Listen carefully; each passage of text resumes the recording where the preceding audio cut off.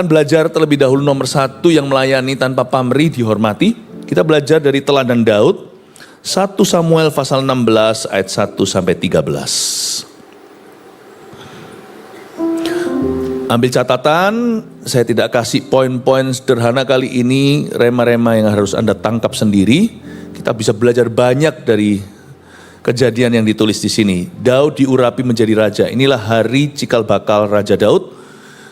Dan waktu dia dipilih Tuhan menjadi Raja Israel. Berfirmanlah Tuhan kepada Samuel. Bermula dari seorang figur yang lain. Samuel seorang nabi. Orang tua rohani Daud lah katakanlah. Berfirmanlah Tuhan kepada Samuel. Berapa lama lagi engkau berduka cita karena Saul? Bukankah ia telah kutolak sebagai raja atas Israel? Isilah tabung tandukmu dengan minyak. Dan pergilah, aku mengutus engkau kepada Isai, orang Bethlehem itu papanya Daud by the way.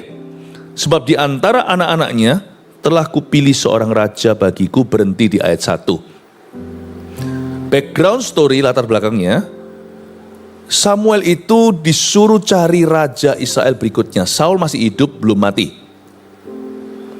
Dan Tuhan berfirman gini sama Samuel, karena di dalam hati Samuel, dia belum bisa move on. Raja Saul masih bertahta, masih berkiprah, tapi sudah tidak ada penyertaan Allah. Lalu Samuel sudah gak pernah ketemu sama Saul lagi, malah justru selalu menghindari. Saul juga sudah tidak cari Tuhan, jadi gak butuh nabi. Dan Tuhan ngomong gini sama Samuel, kamu loh berapa lama lagi kamu itu mau meratapi Saul? Berhenti mikirkan diri sendiri. Bagi Samuel mungkin dia terpancing, aduh sia-sia ya semua usahaku. Samuel itu orang yang tulus, dia nabi besar. Dia adalah hakim terakhir Israel, di kitab Hakim-Hakim itu. Lalu muncul Samuel, sebelum kitab Raja-Raja, dia itu pemimpin transisional. Tuhan sebenarnya tidak mau kasih raja ke Israel, tapi karena mereka minta, mereka maksa. Supaya sama seperti bangsa-bangsa lain lah ada presidennya. Sehingga Samuel pernah sekali merasa tertolak. Kok kalian minta raja sih? Bukannya aku sudah memimpinmu dalam Tuhan. Yang penting bukan institusi manusia. Yang penting adalah tuntunan Allah. Mereka maksa, mereka ngotot minta raja dikasih. Lalu Samuel angkat nih raja. Dia senang lah, gak sia-sia hidupku lah. Paling tidak ada buah. Seolah-olah karirnya itu berkembang. Lalu tiba-tiba Saul kayak gitu ulahnya. Dan Tuhan koyakkan kerajaan dari badannya. Samuel bilang Tuhan sudah tidak nyertai kamu lagi. Karena Saul itu memberontak. Disuruh tumpas bangsa Amalek. Disisain rajanya. Sisain kambing dombanya. Ini kayak orang kalau diserahkan berhala. Tolong musnahkan ya. Sama dia dijual. Sayang nih berhalanya bagus-bagus ini. Daripada dimusnahkan, dihancurkan, mending jadiin uang. Meskipun alih-dalihnya adalah, nanti toh uang itu dipersembahkan ke gereja. Nanti toh uang itu kan dikasih untuk pelayanan. No, please jangan negosiasi. Apa yang Tuhan bilang tumpas. Apa yang Tuhan bilang singkirkan. Jangan pakai alasan-alasan baik. Tuhan tidak berkenan. Jadi kira-kira gitu ceritanya. Dan Samuel itu tiap hari meratapi Tuhan, karirku ini sia-sia. Tuhan bilang, kamu sampai kapan kayak gituan? Ministry itu bukan karir. Ministry itu respon hati. Yang penting sekarang kamu meresponi aku. Peduli amat glorimu masa lalu, bahkan kekalahan di belakang. Samuel ditegur sama Tuhan. Sepeka-peka nabi ini tetap dia masih ada juga area-area motivasi yang perlu dibersihkan. Tuhan bilang gini, Samuel, kamu berapa lama lagi kamu akan meratapi kondisi ini? Stop thinking about yourself. Stop berpikir aneh-aneh itu, termasuk jangan mikirin diri sendiri melulu, kebutuhanku, masa depanku, problemaku, masalahku, aku. Tuhan bilang sama Samuel, stop it already. Berhentilah. Berapa lama lagi engkau berduka cita karena Saul? Ayo. Ambil tabung. Tapi tabung tanduk. Bukan tabung plastik. Tabung tanduk itu terbuat dari tanduk hewan, hewannya nggak mungkin ikut dibawa, tanduknya doang. Berarti hewan itu pasti sudah jadi kurban, sudah mati dulu. Tuhan mau urapi raja berikutnya dari kehidupan. Sedangkan kalau Anda baca, Saul diurapi pakai flask. Flask itu adalah tabung buatan tangan, itu manufactured goods atau produk. Tapi ini tanduk dari hewan. Aku mau membuat perbedaan raja sebelumnya dan raja sesudahnya. Bahwa raja sesudahnya ini from life. Aku akan urapi dia from life, dari hidup. Dan even from death, dari kematian, mati daging. Aku akan urapi dia dari kehidupan. Dan Saul membawa tabung tanduk. Dia pergi sesuai tuntunan Roh Kudus kepada Isai Papa Daud orang Bethlehem. Sebab Tuhan berkata, ia telah memilih seorang individu di situ. Tapi dia nggak nyangka yang Tuhan pilih tidak seperti yang dia kira. Ayat 2. Tapi Samuel berkata, bagaimana mungkin aku pergi? Jika Saul mendengarnya, ia akan membunuh aku, firman Tuhan. Membunuh aku, lalu firman Tuhan, bawalah seekor lembu muda dan katakan, aku datang untuk mempersembahkan korban kepada Tuhan. Samuel masuk akal. Samuel punya satu keberatan, dan keberatan ini tidak sama Tuhan, tidak ditolak sama Tuhan mentah-mentah. Tuhan itu bisa ngerti apa yang masuk akal sama kita, tapi jangan paksa Tuhan berpikir seperti kita. Kita yang harus ngupgrade.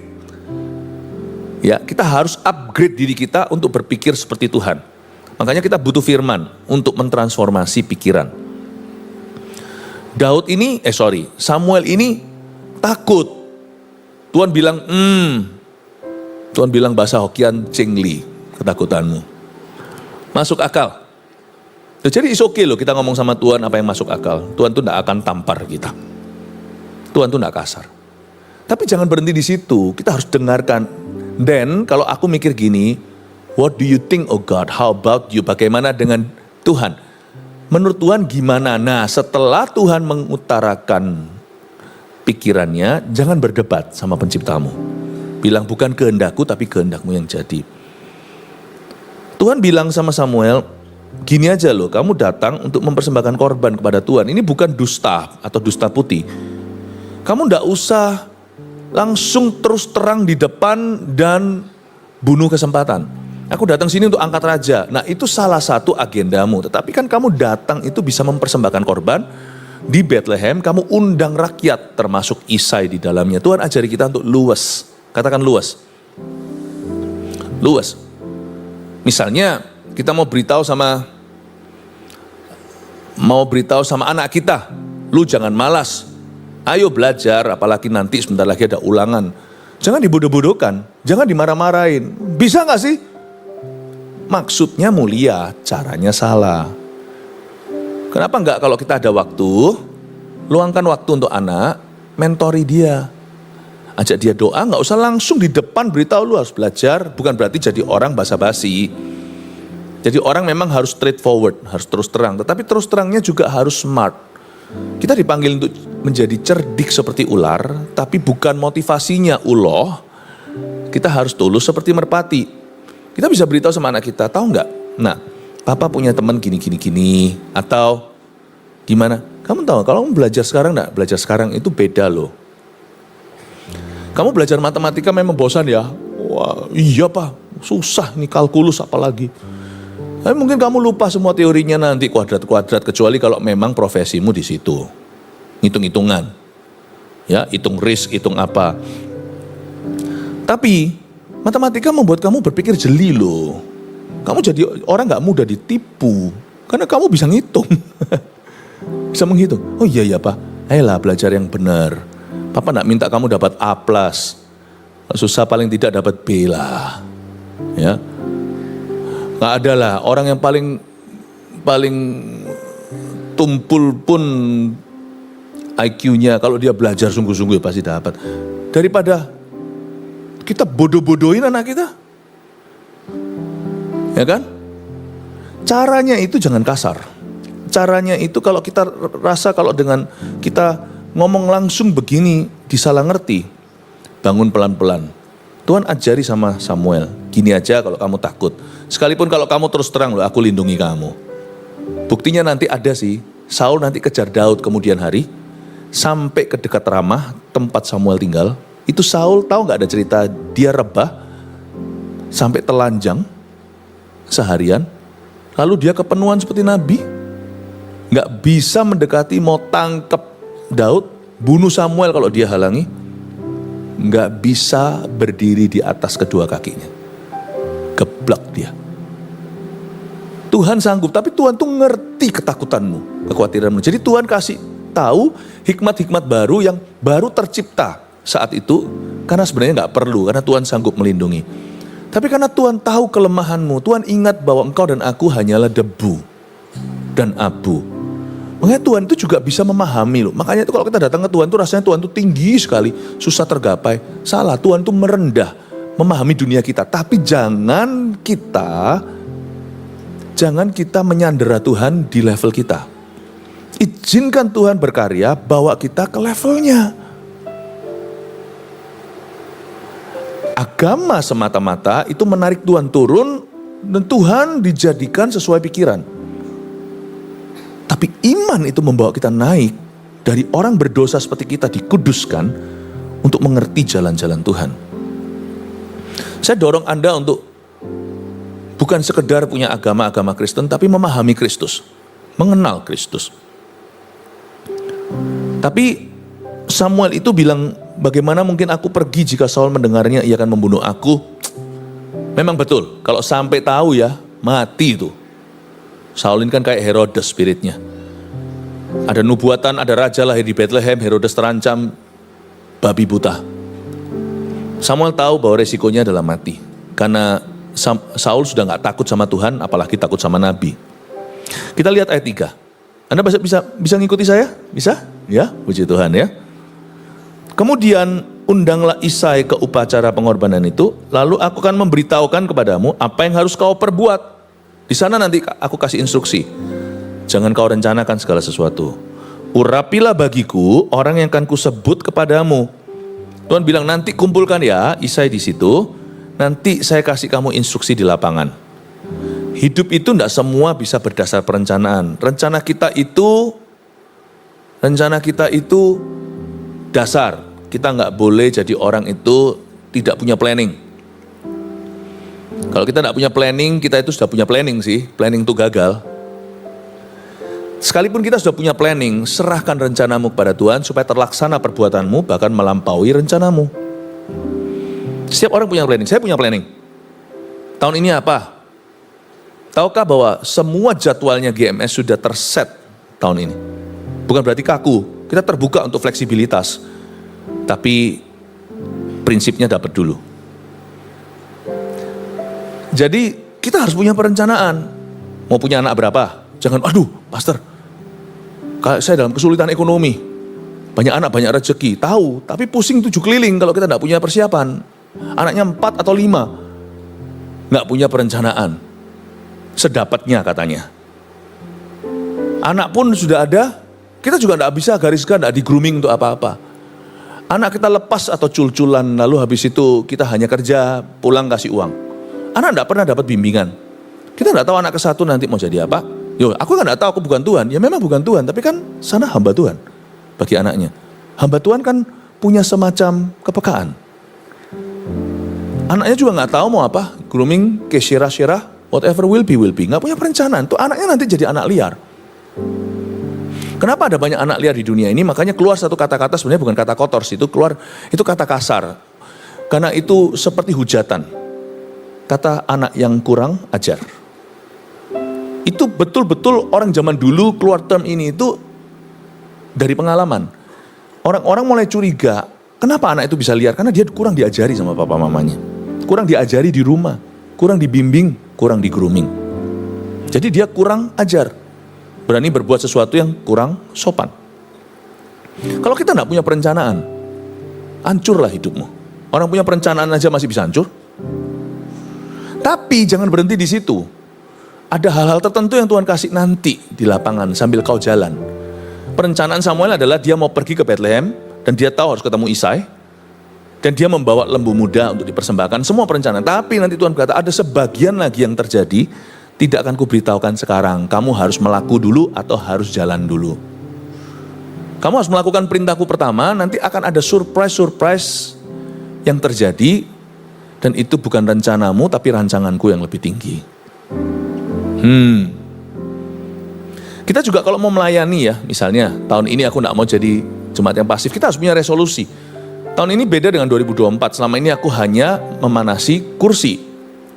Tapi tahun ini di 2025, aku mau menjadi jemaat yang aktif. Aku rencana untuk nanti bulan Januari ini ketika dibuka Servolution, aku mau mendaftar. Apa yang jadi requirement atau persyaratan, itu aku akan ikuti karena aku tahu bahwa itu bukan persyaratan, itu ada perlengkapan. Kalau aku harus CG itu supaya hidupku itu teratur, digembalakan. Saya harus MSC, My Spiritual Journey, ada kelas-kelasnya itu supaya saya itu tahu doktrin-doktrin dasar, supaya saya itu tidak seperti orang yang nggak punya kebenaran. Kalau saya ada training on the job di kerjaan, di dalam pelayanan juga ada itu supaya saya mahir nanti pegang kamera itu tahu duduknya di mana, ya, dan tahu SOP-nya. Punya perencanaan. Tapi nanti waktu kita jalankan pelayanan, ada banyak hal-hal terjadi yang datangnya dari Tuhan, yang Anda tidak sangka. Kita tidak pernah sangka ternyata beberapa cerita orang pelayanan malah justru nanti ketemu jodohnya. Nggak tentu. Sedangkan kalau cuma datang dan pergi, lalu pulang gereja, tidak ketemu siapa-siapa, tidak terkonekkan. Tapi Tuhan itu ingin terjadi yang namanya interaksi. Meskipun datang ke gereja bukan untuk cari rekan bisnis, tapi nanti di situ kita dapat rekan dan kawan. Ada banyak berkat yang Tuhan buka, baru setelah Anda cemplungkan diri, setelah Anda terlibat. Dan sebelum itu, Anda tidak akan melihat dimensi itu dalam hidupmu. Pastor Kwok Chien dengan Pastor Erna yang sekarang pegang Sulam Papua, Sulawesi Ambon Papua, itu orang luar biasa loh. Pastor Kwok Chien, Pastor Thomas mungkin Anda tahu, mungkin sebagian di sini baru belum tahu. Itu pegang gereja-gereja kita di tempat-tempat, di teritori-teritori yang paling keras di Indonesia. Dan gerejanya itu berkembang, dan orang-orang itu memberi diri kayak gitu. Siapa sangka, siapa tahu. Tahu nggak mereka berdua, sama-sama orang Solo. Yang pegang Ambon, pegang Papua. Dan mereka berdua tuh sama-sama di ladang misi tim waktu itu. Waktu itu masih dipimpin Pastor Yudi yang sekarang khotbah di rooftop. Dipimpin Pastor Fuji juga pernah merintis di Manado bersama dengan Pastor Lena. Pastor Fuji kemarin hari Jumat adakan ibadah baptisan Roh Kudus, ya, di sini di rooftop. Lalu tahu nggak mereka waktu di Manado itu ketemunya di mana? Mereka jatuh cintanya di mana? Pastor Kwok Chien mungkin sudah senang dulu sama Pastor Erna. Tapi Pastor Erna belum meresponi, masih bertepuk sebelah tangan, gak ada bunyinya, gak ada bunyi lonceng nikah. Sampai suatu hari ada warga yang salah paham, warga yang melihat keluarganya berubah total dan ketakutan, itu berubah totalnya baik sebenarnya padahal karena Tuhan. Dan karena kemakan isu dasar manusia itu gampang makan hoaks. Wah, gereja GMS itu sesat. Pada zaman itu kan kebanyakan tradisional, kita tiba-tiba datanglah, hadirlah gereja yang penuh Roh Kudus. Terjadi signs and wonders, tanda heran dan mujizat. Mereka belum pernah melihat berkat Pentakosta begitu rata. Datanglah satu pakai golok. Dan mereka berdua harus sembunyi di WC katanya atau di balik sesuatu. Waktu bersembunyi itulah seperti drama Korea, pandang-pandangan, jatuh cinta. Nggak pernah sadar, nggak pernah ekspektasi itu akan terjadi. Ternyata di balik waktu mereka bersembunyi, kan ada orang bawa golok cari mereka waktu mereka ada di sebuah rumah di sekretariat. Mereka bersembunyi atau lebih tepatnya disembunyikan. Lalu mereka masuk di sana dan pandang-pandangan. Ternyata disitulah cinta bersemi. Mereka akhirnya menjadi suami istri. Mana pernah sangka, bukan hanya waktu kita melayani, tetapi sewaktu kita mempersembahkan hidup untuk Tuhan, kita ketemu berkat-berkat terbesar di hidup kita. Berkat melayani itu ada loh. Tapi kalau kita melayani belum apa-apa, udah pikirannya ke jodoh doang, nanti tembak kanan kiri. Pikirannya bisnis, semua orang di-cashkan. Jangan, carilah kerajaan dan kebenaran. Semua nanti itu ditambahkan, gak usah minta. Gak usah minta. Terlalu banyak keindahan yang terjadi. Jangan jadi jemaat yang pasif. Jangan jadi jemaat yang cuma datang pergi. Jadilah jemaat yang berbuah, yang terlibat. Amin. Ya, ayat 4 ya. Samuel berbuat seperti yang difirmankan Tuhan. Dan tibalah ia di kota Bethlehem. Para tua-tua di kota itu datang mendapatkannya dengan gemetar. Wah, ketara bahwa Samuel ini memang satu figur yang sangar. Dan berkatalah, adakah kedatanganmu itu membawa selamat? Jawabnya, ya benar. Aku datang untuk mempersembahkan korban kepada Tuhan. Kuduskanlah dirimu dan datanglah dengan daku ke upacara pengorbanan ini. Kemudian ia menguduskan Isai dan anak-anaknya yang laki-laki dan mengundang mereka ke upacara pengorbanan itu. Ayat 4 dan 5, Samuel tiba sampai di Bethlehem. Eng-ing-eng udah sampai di sana. Para tua-tua datang mendapatkannya, menjemput dialah di gerbang kota, ketakutan dan gemetar. Satu itu bicara bahwa ini adalah figur yang saya katakan tadi, figur yang sangat disegani. Tahukah Anda bahwa kalau Anda hidup kudus di hadapan Tuhan dan melayani orang lain, itu ada satu reputasi yang tidak bisa terganti. Ada sebuah wibawa. Ini bukan hanya diberikan pada pengkhotbah. Akan ada satu reputasi Allah atas hidupmu, ada suatu wibawa, di mana orang-orang yang ada di dekat Anda menyegani Anda. Meskipun sebagian pasti akan mencibir Anda, fanatik lah, apalah, tidak mau seperti kami-kami yang lainnya, sok suci lah. Tetapi lihat ya, dari sekelompok orang-orang yang mencibir itu, nanti akan ada 1-2 yang luntur dulu, karena mereka bermasalah. Yang mereka cari bukan teman dosa, teman kejahatan mereka akan cari Anda. Jiwa itu tidak mudah, tidak susah untuk dicari. Mereka akan mencari Anda, kalau Anda punya reputasi dan wibawa. Anda tidak ikut-ikutan. Jadi orang-orang yang sedang menikmati dosanya itu akan pelan-pelan menghindari Anda dulu. Awal-awal sih enggak, awal-awal mereka akan mencobaimu. Enggak mempan, mereka akan mulai melabelmu, memberimu satu label. Lalu mereka menghindari. Dari menghindari itu, mereka akan melihatmu dari jauh dan mereka tahu suatu hari cepat lambat mereka harus bertobat. Nanti yang dicari adalah Anda. Itulah wibawa. Ketika Anda tiba di pintu gerbang mereka datang ketakutan. Saya bolak-balik mengalami hal-hal seperti ini. Apalagi saya sebagai seorang pengkhotbah yang kerap kali selalu di mata publik sebagai figur. Kadang dibenci, kadang dicinta, kayak Paulus katakan. Sebagai orang yang tidak punya apa-apa tapi membuat orang lain punya segala sesuatu. Seorang yang genuine. Paulus berkata begini, seorang yang tulus, asli, otentik, tapi dianggap imposters atau dianggap sebagai penipu, dianggap sebagai penyesat. Durian lah. Kalau kita itu hidup kudus, itu hidup sungguh-sungguh, hidup beda. Durian. Siapa suka durian di sini? Oh ya, puji Tuhan. Siapa nggak suka durian? Ya tetap puji Tuhan. Durian bukan buah roh soalnya. Kita ini kalau dicinta, dibenci, nggak ada jalur tengah. Nggak ada orang netral sama durian lah istilahnya. Nggak apa-apa sih, saya nggak keberatan. Nggak enak sih dibenci, disalah ngerti. Tapi nggak keberatan. Kalau sampai saya dibenci, karena saya ajarkan kebenaran. Karena dibenci karena saya menentang dosa. Kalau sampai diviralkan gara-gara perzinahan, maksudnya diviralkan karena perzinahan itu, yaitu Andanya yang berzina lalu diviralkan, nah ya itu jangan bangga lah, itu malu. Tapi kalau kita diviralkan karena kita menentang berzina dan berkata tidak boleh zina, lalu bisa diviralkan di antara teman-teman, wah gaya, nggak apa-apa sih menurut saya, itu mahkota. Paham ya? Wibawanya Samuel ini ada. Jadi jangan takut hidup beda. Karena orang Kristen dipanggil untuk berbeda. Dan kita dipanggil untuk turut menderita. Ini orang-orang semuanya itu datang kepadanya dengan gemetar, itu berarti Samuel gak punya banyak teman. Karena orang-orang yang begitu-gituan semuanya itu takut sama dia.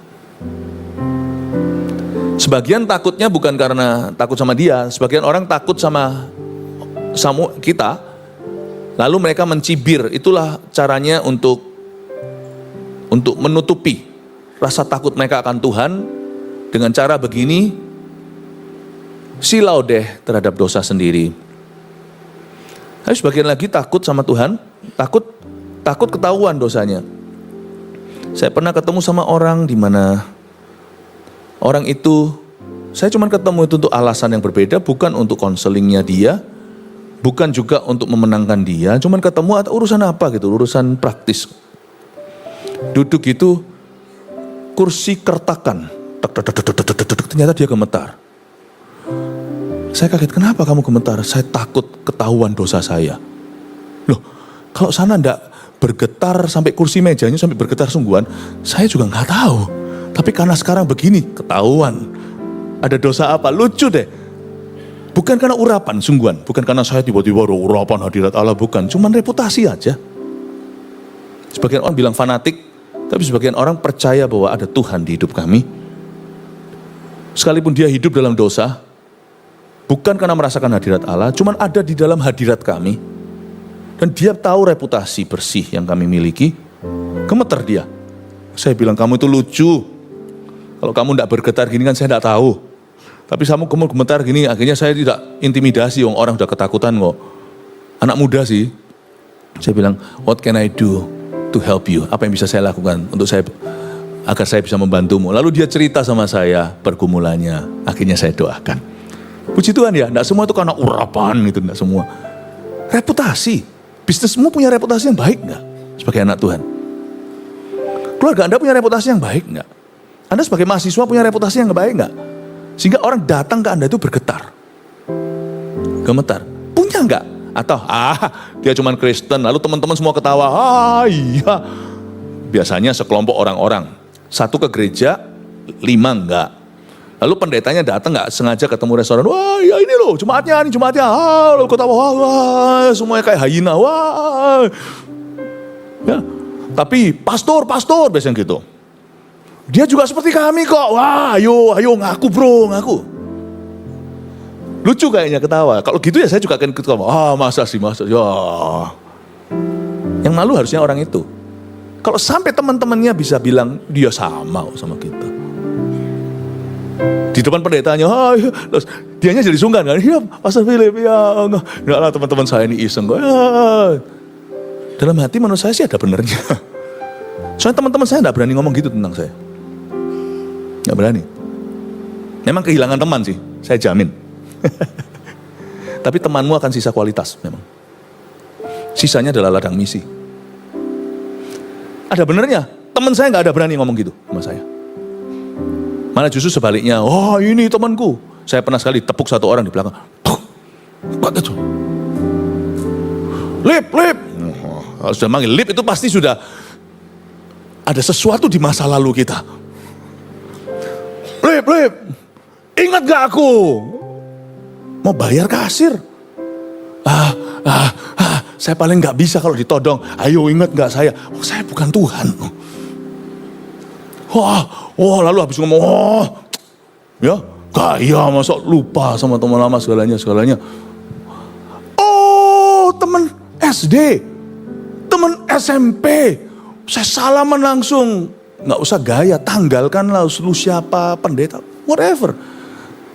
Jadi orang itu jangan berubah. Saya langsung pegang, salami dia, peluk dia. Lalu habis itu berikutnya dia ngomong, kamu sekarang ya beda ya. Nah itu gak enak.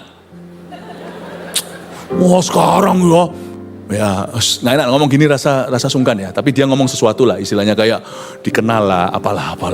Gini, kamu sekarang ya, gini. Tapi dalam hati saya suka dalam arti dia tahu bahwa saya beda. Tadi saya perjalanan ngomong-ngomong sama companion saya, Pak Tommy. Saya cerita sedikit tentang masa lalu gimana, suka berkelahi segalanya. Beda. Saya bersyukur, meskipun sanjungannya saya nggak suka. Lalu terakhirnya dia bilang, wah nanti ya, dia bilang, ini suatu hari lah, aku mau ikut gerejamu. Saya bilang, oke, tak tunggu ya. Tak tunggu ya. Setelah akhirnya salaman pulang, oke, God bless you ya. Oh, God bless you Pak Philip. Loh, ada keseganan dan saya nggak suka. Jangan jadi orang gila hormat, paham ya? Jangan jadi orang gila hormat. Kakak saya juga seorang TL. Tapi di rumah ya lead. Jadi orang itu nggak usah berubah. Kita GMS itu punya satu DNA, nggak gaya. Kita ini gereja yang sudah straightforward aja. Semua untuk Tuhan, jelas tujuan. Ya. Tapi kalau orang menunjukkan segan dengan Anda karena kehidupan Anda dan akhirnya menghormati Anda, serahkan itu untuk kemuliaan Tuhan. Daripada orang berkata, hahaha sama kok ini, ayo ngaku bro, ngaku sama pendetanya. Dalam hati, ngapain gua ke gereja, wong yang ke gereja modelnya sama aku kok. Tapi kalau orang berkata, aku suatu hari ke gerejamu ya, sekarang belum, aku belum mau tobat. Kalau gitu gak usah langsung berbahasa lidah, lalu tumpang tangan sama dia, nanti ketakutan.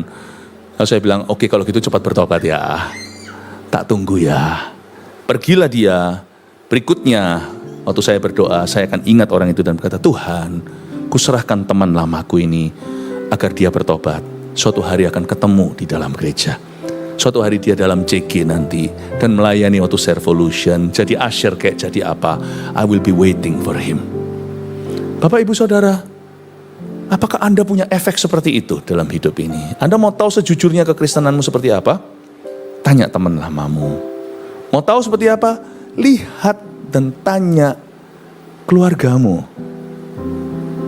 Jangan sampai kita jadi orang Kristen yang sama saja sama orang di luar sana. Saya dorong Anda terlibat pelayanan untuk supaya hidupmu berubah. Pelayanan itu tujuannya bukan untuk menyembunyikan dosa. Dengan kedok ministry. Pelayanan itu untuk mengubah hidup kita.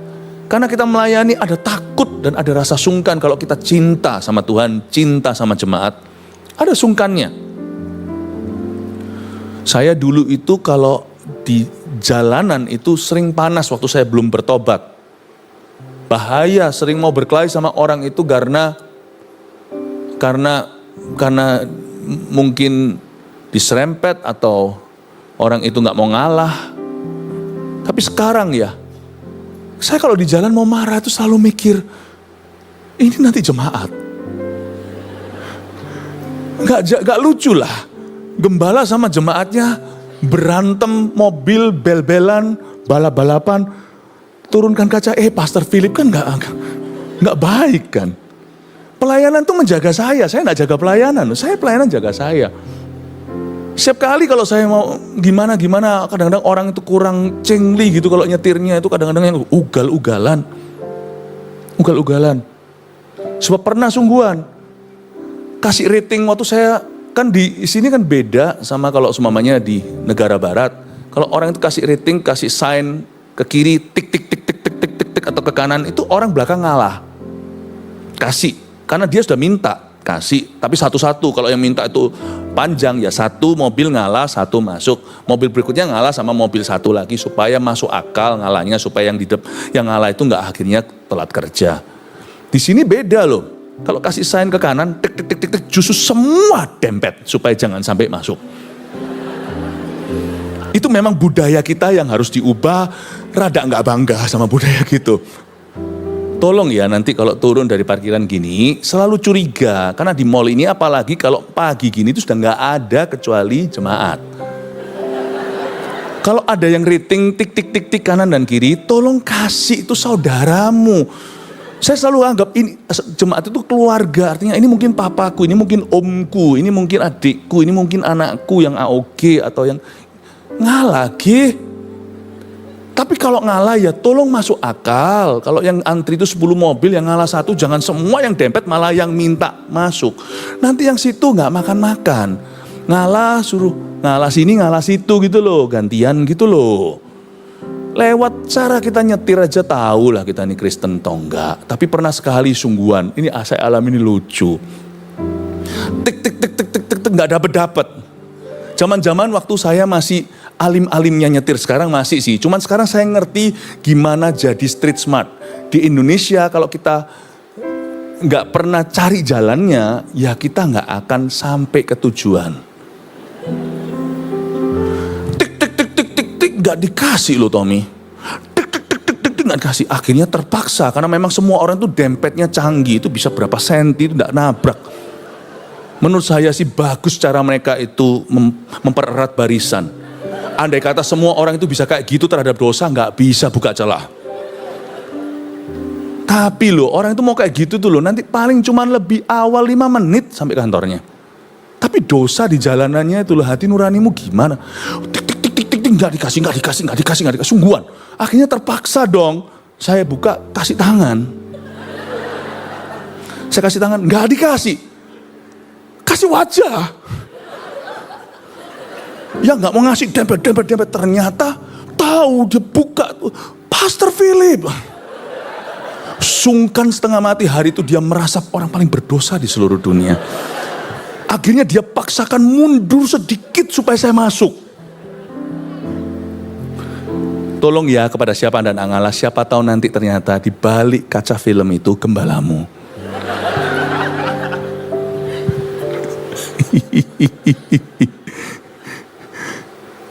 You see, saya ajak Anda untuk jadi orang Kristen di luar.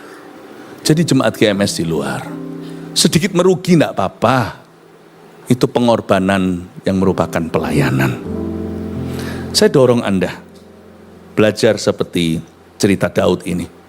Samuel itu punya wibawa. Dia punya otoritas, dia punya reputasi. Ayat yang ke-6, ketika mereka itu masuk dan Samuel melihat Eliab, lalu pikirnya, sungguh di hadapan Tuhan sekarang berdiri yang diurapinya. Tetapi berfirmanlah Tuhan kepada Samuel, janganlah pandang parasnya atau perawakan yang tinggi, sebab aku telah menolaknya. Bukan yang dilihat manusia, yang dilihat Allah. Manusia melihat apa yang di depan mata, tapi Tuhan melihat hati. Ternyata Samuel salah sangka. Dikiranya Eliab, kakak tertua, itu begitu gagah pasti dipilih oleh Tuhan. Jangan kaget loh ya, yang Tuhan pilih adalah yang sedang melayani tanpa pamrih. Jadi jangan pilih pelayanan demi mengimpress orang lain. Jangan cari suatu kegiatan untuk pembuktian. Jangan mengejar kekaguman manusia. Sebab orang yang melayani tanpa pamrih di dalam gereja dan di luar, orang yang mengabdi sama Tuhan dengan cara demikian itu yang berkenan. Samuel lihat Eliab ini gagah, pasti inilah si dia. Lalu Isai memanggil Abinadab ayat 8 dan menyuruhnya lewat di depan Samuel. Tapi Samuel berkata, orang ini pun tidak dipilih oleh Tuhan. Kemudian Isai menyuruh Syama lewat, tapi Samuel berkata, orang ini pun gak dipilih Tuhan. Eliab, Abinadab, lalu Syama, itu adalah nama koko-kokonya Daud, Lauta, Lausan, sulung, adik dan adik-adiknya. Daud itu adalah putra Isai ke-8, anak yang bungsu, tidak diperhitungkan. Kalau bungsu dari anak ketiga dimanja, dari anak keempat masih diingat. Kalau 8 bungsu itu sudah bonus. Kalau anaknya sudah seperti McDonald had a farm, iya yo. Ayat 10, demikianlah Isai menyuruh ke-7 anaknya lewat di depan Samuel, tapi Samuel berkata kepada Isai, semuanya itu tidak dipilih Tuhan. Jangan pilih pelayanan yang bergengsi. Bahkan saya tidak menganggap pelayanan di atas ini bergengsi loh. Ini kepercayaan yang akumulasi. Semua orang yang ada di depan sini itu pun pelan-pelan naiknya. Kita semua punya sejarah, saya juga. Saya pimpin CG, saya pernah jadi CGL meskipun bukan di GMS. Waktu di gereja saya lama, waktu saya bertobat di Kanada, saya pimpin satu CG jadi 4. Ternyata CG saya pun berkembang loh, bertumbuh. Saya pernah Kita semua pernah mulai dari bawah. Tapi yang di atas sini itu punya karunia yang dipersembahkan untuk Tuhan dalam skala yang lebih besar. Ini bukan glory, jangan cari ministry yang glorious. Sebenarnya pelayanan yang paling nyaman adalah di balik layar. Memang glorinya tidak seberapa, tapi tekanan juga tidak seberapa. Anda bisa melayani quietly, Anda bisa melayani dengan tenang. Sungguhan. Kenapa sih kita itu harus mencari sesuatu yang sifatnya bisa membanggakan kita? Carilah sesuatu yang berguna. Ada banyak lowongannya. Eliab, Syamah, Abinadab tidak dipilih. Tahu nggak Tuhan pilih siapa? Tuhan pilih seseorang yang sedang kerja untuk jadi raja, seorang yang pelayanan tanpa pamrih. Kita lihat ayat 11. Lalu Samuel berkata kepada Isai, "Inikah anakmu semuanya?" Jawabnya, "Masih tinggal yang bungsu." "Oh iya ya, apanya aja lupa, hampir lupa. Masih ada satu, tapi sedang," garis bawah itu ya, "sedang menggembalakan kambing domba." Semua anak-anaknya Isai, khususnya kakak-kakak tertua, cari karir di militer. Karena karir militer itu paling basah dan paling cepat untuk bisa punya peluang jadi sesuatu yang sifatnya besar, bergengsi, berpengaruh. Gak ada orang yang mau pilih pelayanan yang ditinggalkan oleh banyak masyarakat, yaitu menggembalakan kambing domba. Ini bukan gembala sidang loh ya. Ini adalah gembala hewan. Tapi Daud itu memilih untuk mengerjakan sesuatu yang banyak orang abaikan. Dan dia tahu ini adalah sesuatu yang papanya butuhkan. Papanya butuh orang kepercayaan di lapangan. Karena Isai itu seorang peternak. Dia punya banyak kambing domba. Dia perlu daging darah anak kandungnya untuk bisa handle divisi itu. Daud lihat semua yang lainnya itu, semuanya itu mengejar karir-karir yang tinggi. Tapi tidak ada yang mengerjakan pelayanan bapaknya. Daud sekalipun berbakat, kalau Anda lihat, yang bisa perang itu bukan hanya Eliab. Saya ragu kalau Eliab lebih jagoan, karena Daud pernah membunuh dengan tangan kosong singa maupun beruang. Eliab, saya rasa nggak pernah ada resumenya. Tapi Daud itu memilih ministry yang sederhana dan tanpa pamrih lagi. Sementara yang lainnya gagah-gagah, dia masih sedang ada di ladang, gosong kena matahari. Samuel bilang, "Masih ada enggak anakmu?" "Masih ada satu," kata Isai. Tapi dia sedang, berarti dia aktif menggembalakan kambing domba. Di gereja ini juga ada pelayanan yang di balik layar. Gak di balik layar total sih, tetap di depan layar beberapa orang. CGL misalnya, jadi sponsor dulu, jadi dipersiapkan untuk suatu hari memimpin. Tahukah itu turut menggembalakan kambing dombanya Tuhan? Bukan cuma domba, kadang-kadang kambing juga perlu digembalakan, siapa tahu berubah menjadi domba. Gak semua domba Kristus itu mudah handlingnya. Beberapa masih perlu spurring and balancing. Masih belum imbang. Tuhan itu memberikan kepada kita kesempatan di gereja ini untuk turut menggembalakan kambing dombanya Yesus. Sehingga semua nanti akhirnya menjadi domba-domba yang bagus. Posisi itu, peluang itu tidak kita lihat di atas panggung ini. Dia tidak berskala besar karena itu adalah sebuah kelompok kecil. Tapi di dalamnya kita berkesempatan untuk turut menggembalakan karena itu kebutuhan Bapa kita, Tuhan kita, dan juga kebutuhan gembala sidang. Saya bersyukur untuk setiap CGL kita. Dan mereka semua bermula dari CG member.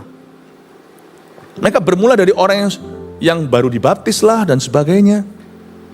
Atau orang yang rindu bertumbuh. Dan di situ mereka dimuridkan dulu. Pada akhirnya mereka bisa turut menggembalakan bersama dengan kami, bersama dengan saya. Itu saya bersuka cita. Setiap kali saya mengingat setiap CGL ke atas semua pejabat kelompok kecil yang turut menggembalakan. Saya tidak menggembalakan gereja ini sendirian. Anda turut menggembalakan bersama dengan saya. Tuhan mempercayakan pada Anda 10 domba di bawahmu. Memang instruksi dan visi dari kami, tapi Anda menjalankan. Luar biasa. Luar biasa. Itu adalah lowongan ministry yang dahsyat. Tidak semua orang itu arahnya ke panggung. Panggung ini bisa nampung berapa orang. Dan ini hanya orang-orang punya talenta-talenta yang dikhususkan dalam skala besar. Tapi kita semua punya panggilan untuk mengembalakan. Dan Daud itu melakukan itu tanpa pamrih. Nggak diingat nggak apa-apa tuh. Tapi lihat ya gimana Tuhan itu menghormati. Tuhan menghormati orang-orang yang melayani tanpa pamrih itu sungguhan. Coba lihat ayat terakhir. Kita lihat ayat 11. Lalu Samuel berkata kepada Isai, "Inikah anakmu semuanya?" Jawabnya, "Masih tinggal yang bungsu, tapi sedang mengembalakan kambing domba." Kata Samuel kepada Isai, "Suruhlah memanggil dia." Coba ya, sebab kita tidak akan duduk makan sebelum ia datang kemari. Come on lah ya. Kalau kita lagi makan misalnya sebentar lagi merayakan Xinjia gitu ya, kaum Tionghoa. Kalau figur ayah ibunya belum datang ke restoran, kita masih ngobrol-ngobrol makan kacang. Misalnya kalau lagi ada makan-makan. Lalu yang dituakan, bukan hanya papa mama, bahkan kalau engkongnya yang datang gitu. Wah, semua langsung berdiri lah. Makanan sudah dingin pun tunggu mereka datang, tunggu mereka tiba. Kenapa? Dituakan. Nah misalnya dalam keluarga, engkongnya sudah di sana. Samuel nih, papanya udah di situ, ada Isai itu. Semua kakak-kakak tertua ada di sana semuanya lah. Sisa satu, anak yang bungsu. Dia masih ada di GMS Surabaya Timur karena makannya mungkin ada acara, ya katakanlah Xinjianya hari Minggu. Dia masih ngasir nih. Dia anak bungsu, dia anak yang kecil. Dia itu masih AOG. AOG kok Minggu ya, Sabtu misalnya. Dia masih AOG. Dan semua makanan dingin kong gak makan. Emak gak makan. Papa mama gak makan. Dan semua berdiri loh. Tunggu si Michael datang. Kira-kira orang ini siapa ya? Kok dihormati kayak gitu? Dia toh bukan raja, dia masih mahasiswa. Mau tahu kenapa mereka semua gak berani duduk? Karena engkongnya yang inisiatif, engkong berdiri. Dia berkata sama semua, engkong tidak akan duduk dan makan sebelum Sinyo Michael datang. Masa berani papanya? Isai duduk. Kalau engkongnya berdiri, nunggu. Semua nunggulah. Generasi 2, generasi 3, tunggu semuanya. Bayangin keselnya itu koko-kokonya. Daud ini siapa? Ditunggu engkong aja berdiri, makanan dingin. Semua tidak duduk sebelum Michael datang. That's how much heaven honors you. Segitulah sorga menghormati orang-orang melayani. Saya sampai hari ini melestarikan itu, budaya itu. Saya sangat menghargai setiap orang melayani, bukan hanya di dalam CG terutama, lalu ministry-ministry. Bapak-bapak yang Anda lihat tadi, Anda duduknya enak kan, ada ininya apa? Ada penyangga. Ya enggak, itu enggak tahu ada. Oh, ada penyangga juga, tapi lihat itu duduknya kayak gitu kaku. Kasihan tuh lihat orang-orang coba lihat orang-orang yang kamera itu, bapak-bapak kasih tepuk tangan untuk mereka. Saya disapa waktu tadi dari lift. Kalau Anda disapa Asher, saya disapa sama SM, service manajemennya. Orang-orang itu. Saya bersyukur ada orang-orang yang volunteer yang melayani Tuhan di tempat ini. Dan mereka nggak langsung ministry. Mereka diperlengkapi dulu, ikut MSC 1. Ikut ini, Servolution. Kerjanya apa? Pak, kerjanya apa? Ya. Ya yang di kamera. Apa? Tukang pukul? Oke. Toko, punya toko. Tadi yang sapa saya SM 1, malah justru masih single. Itu jomblo kualitas itu. Ya semoga dapat pasangan. Lalu coba lihat orang-orang yang tanpa pamrih. Mungkin manusia tidak bisa memberi penghargaan. Kita ada sih penghargaan volunteer. Mungkin manusia tidak bisa memberi reward. Tapi saya yakin kok, Tuhanku tetap sama. Di sorga itu malaikat berdiri menunggumu. Sampai selesai tugas. Kita semua pulang-pulang. Itu Itu ada orang-orang yang sampai terakhir. Breakfast with God kemarin itu terharu saya. Pada waktu saya posisinya secara fisik di rooftop. Setelah selesai semuanya jemaat bubar. Lalu sisa beberapa teman-teman yang pakai baju hitam-hitam ini, service manajemennya. Yang satu langsung pergi ke kantornya, yang satu apa. Lalu saya nggak pulang-pulang, saya kok nggak peka-peka karena saya masih ada meeting ini, meeting itu Senin pagi. Setelah selesai jam 8 saya masih harus ketemu orang. Lalu habis itu masih terus itu. Lalu saya lihat, waduh, tertahankan itu teman-teman di depan. Akhirnya mereka terpaksa karena jam kantornya, mereka ketuk pintu saya ceritanya, pamit, Pastor Philip, kami pulang-pulang dulu ya, pergi dulu ya. 4-5 orang, gentleman semuanya. Sorry, aku kok nahan kamu di sini tahu gitu. Gua pulang, kalau saya pulang kan mereka buyar juga. Saya nggak pulang-pulang, mereka nggak pulang-pulang. Tapi akhirnya mereka dilema, pastorku, ini kerjaanku di sini, aku dimarahi bosku. Kalau aku meninggalkan pastorku bukan karena saya nggak marah-marah. Saya nggak mungkin marahin. Saya siapa emangnya? Saya itu setara sama mereka. Cuman beda di otoritas rohani. Nggak akan marah, tapi mereka saja rasa berat kayak ninggalkan pastornya. Mereka penyandang, pemegang pedang kan. Lalu habis itu saya keluar, aduh sorry terima kasih. Saya bilang sungguh suatu kehormatan saya bisa melayani bersama dengan kalian gentleman. Silakan kerja. God bless you ya, maaf saya tahan kalian. Mereka pergi. Saya aja sungkan. Itu malaikat pasti disetrap sama Tuhan. Berdiri sampai orang terakhir itu bubar pergi kantornya. God honors orang-orang melayani tanpa pamrih. Dan saya yakin bukan honornya itu dengan cara gitu-gituan, dengan show-show, dengan yang ditunjukkan. Tetapi saya yakin dalam kehidupannya. Pasti ada penyertaan yang tidak disamakan dengan orang-orang yang tidak berbuat apa-apa untuk kerajaan Allah. There will be a great difference. Meskipun kita sama-sama punya masalah. Saya pelayanan juga gak kurang-kurang. Saya juga punya masalah. Saya pernah sakit. Tapi penyertaan Allah saya yakin dan tidak perlu lagi saya buktikan. Sudah terbukti. Pasti beda. Saya dorong Anda untuk punya hati melayani. Siapa di sini yang sudah terlibat? Gak apa-apa ya saya ngomong gini.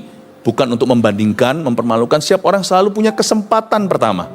Siapa di sini yang sudah aktif sebagai anggota tetap CG bisa angkat tangan? Yalah, Timur ini banyak memang. Puji Tuhan, silakan turun tangan.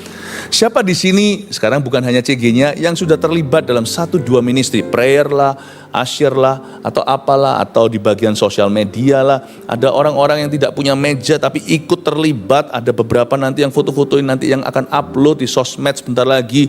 GMS Surabaya Timur hari ini acaranya gimana. Siapa yang di sini sudah terlibat dalam satu pelayanan di GMS? Angkat tangan. Puji Tuhan ya. Masih banyak peluang untuk yang lainnya. Saya dorong Anda semua untuk terlibat. Mari kita semua bangkit berdiri, kita kasih tepuk tangan untuk Tuhan.